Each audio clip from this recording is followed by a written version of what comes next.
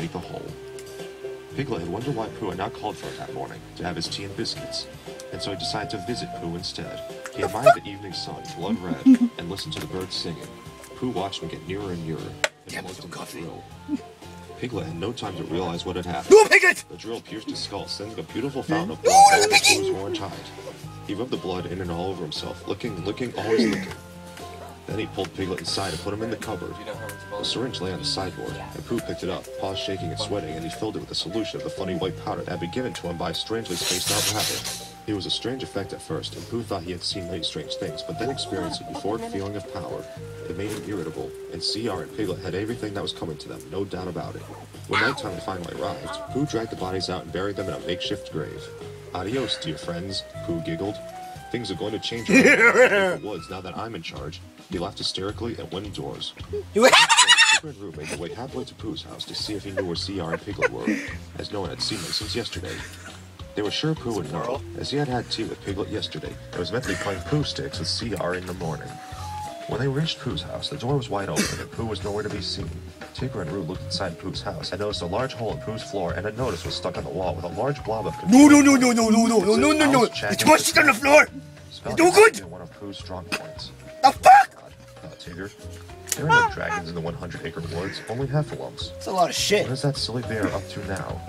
Not even Tigger could have imagined what Pooh was up to at that moment. That morning, Pooh had woken up with a splitting headache and a rather snotty nose, so he had taken a large dose of the white powder, and a little while later he had a brilliant idea. He left the house with a container marked insecticide in big red letters. He took the container and went to Eeyore's favorite patch of thistles. This will serve that manic depressive donkey right, laughed Pooh aloud.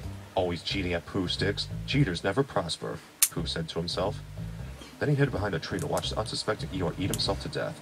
Spider-Man, what am I watching, Spider-Man? Nearly dead body of Eeyore in the same grave as CR and Piglet. Shouldn't cheat, should you? Shouted Pooh as Eeyore's eyes stared in disbelief. You're lucky I didn't chop you up into little bits and feed you to Tigger, laughed Pooh maniacally before he covered the makeshift grave over. Pooh didn't return to the house until dinner time, as he was totally spaced out all morning. So when he returned to his house, he was in an awful mood, and all he needed to make him absolutely mad was the sight of Tigger and Roo bouncing up and down outside his house singing, "Bouncing, bouncy, fun, fun, fun, fun, the wonderful." Wonderful, thought Pooh aloud. My foot, you'd think the writer of this crappy story could think of better lyrics for a song than that. And to think, they released this soundtrack album on cassette and CD. A lot of people are going to get ripped off. This lightened Pooh's mood somewhat, but the respite was brief. What was that you said? Asked Roo. Geez, does he never stop asking pathetic questions? Pooh thought furiously. I'm going to have to deal with these prats as well. Is there no one in this place with intelligence apart from me? Pooh asked despairingly. Pooh felt himself extremely lucky, as Roo had to go home for his afternoon nap, and that left Tigger at his mercy.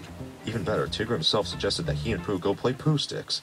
Pooh had smiled slyly as an idea formed in his overactive brain. What an opportunity, Pooh whispered to himself as he followed the innocent Tigger to the bridge.